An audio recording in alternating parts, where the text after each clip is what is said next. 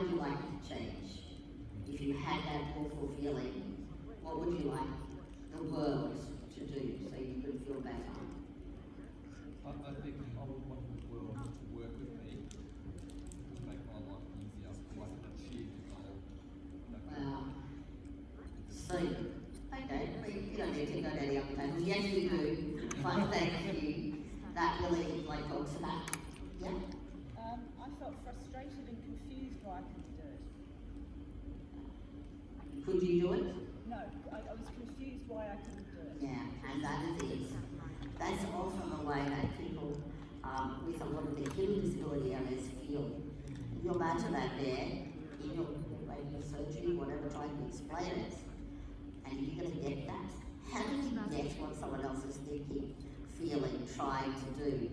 That linkage to the hidden disability.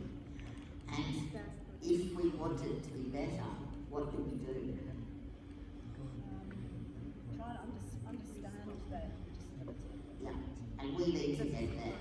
That's the link. Wow. You guys are amazing, yeah? So you felt anxious? Yeah, and who was looking around at the person next to them to see how they were going? Yeah, and usually if you have a nice person next to you, and in some groups have people who are like, wow, we were doing so well, the real supportive person. But then you get some groups that are like, oh, you can't do it. That is not a nice feeling when someone's like sort of sneering at you and you can't do it. But you want to keep trying, don't you? Okay, middle table here.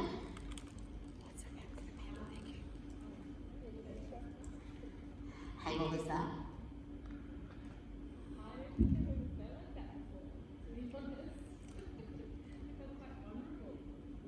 You felt very vulnerable, and this brings out those feelings. People with a disability often do feel like that, and we need to put in supports. We need to find ways. We need to really give people permission to find out more, and that's where, like the Access for All program, was all about taking the stuff, the similar sorts of stuff that I do, where we do it practically, like we've done here today, and make it online, so you can find out more, really. You can explore more. We need to know more about disability. I remember when I was born with no disability, I had no idea. When it came to filling in a form at uni, do you have a disability? What do you think I filled in? No. Because I didn't want to accept that I had a disability and that I was going to have to do things differently. I didn't want to be treated differently, but in some ways it had to be done differently. And there's so many different levels of disability working across vision impairment. Physical disability is just one. It's pretty easy to assess, looking at things like RAMs. But I've gone to some of the most exclusive schools across Brisbane, and there's been literally no problem with anything, with their lifts or anything. They're like, yep, you can get here. But the attitudes of some people were very closed. They didn't know about disability, but I was not even sure that they wanted to know. It was, they were told they had to know. And that's never going to work with people. We have to want to learn about things in order to be able to create change. And that's what we're all about with this process.